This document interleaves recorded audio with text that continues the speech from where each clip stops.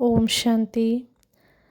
आज की कहानी हम सभी आत्माओं के लिए प्रेरणादायक रहस्य से भरी हुई है।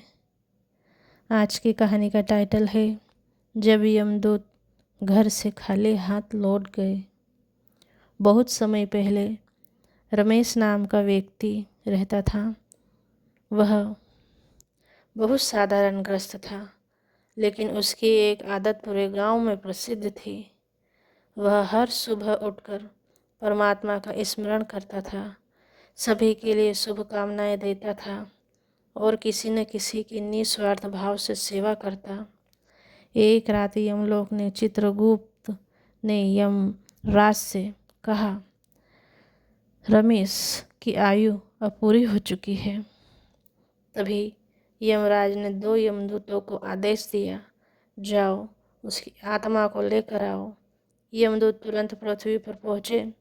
जैसे ही वे रमेश के घर के पास आए, उन्होंने देखा कि उसके चारों ओर तेजस्वी प्रकाश का एक दिव्य घेरा है।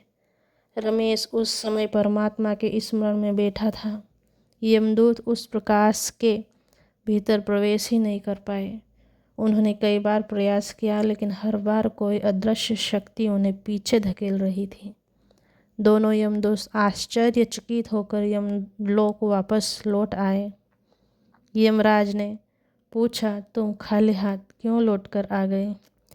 यमदूत बोले, महाराज, पहली बार ऐसा हुआ। उसके चारों ओर ऐसा दिव्य प्रकाश था कि हम उसके पास ही नहीं पहुंच सके। यमराज मुस्कुराए और बोले, वह प्रकाश परमात्मा के सच्चे स्मरण और पवित्र कर्मों का है। जब कोई आत्मा सच्चे मन से परमात्मा से जुड़ जाती है, तब उसके भीतर ऐसी आध्यात्मिक शक्ति जागृत हो जाती है जिसे कोई भी नकारात्मक शक्ति आसानी से स्पर्श नहीं कर सकती। कुछ समय बाद यमराज वहाँ पहुँचे। उन्होंने देखा कि रमेश अपने अंतिम समय में भी शांत था। उसके चेहरे पर भय नहीं, बल्कि दिव्य मुस्कान थी। उसी क्षण दिव्य प्रकाश और अधिक तेज हो गया। ऐसा लगा मानो परमात्मा की कृपा उस आत्मा को अपने संरक्षण में ले रही हो। यमराज ने सम्मानपूर्वक कहा, ऐसी पवित्र आत्माओं को भय दिखाकर नहीं, सम्मान देकर ले जाया जाता है।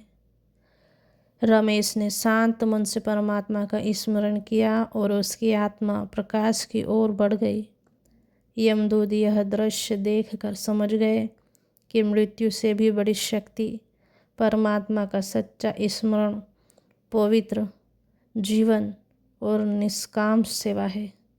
तो प्रिय आत्मजन, यह कहानी हम सभी आत्माओं को यही संदेश देती है कि जो आत्मा परमात्मा की याद, पवित्र कर्म और सच्चे प्रेम में रहती है, वह मृत्यु के समय भी भयभीत नहीं होती।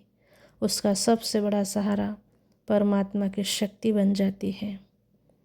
ओम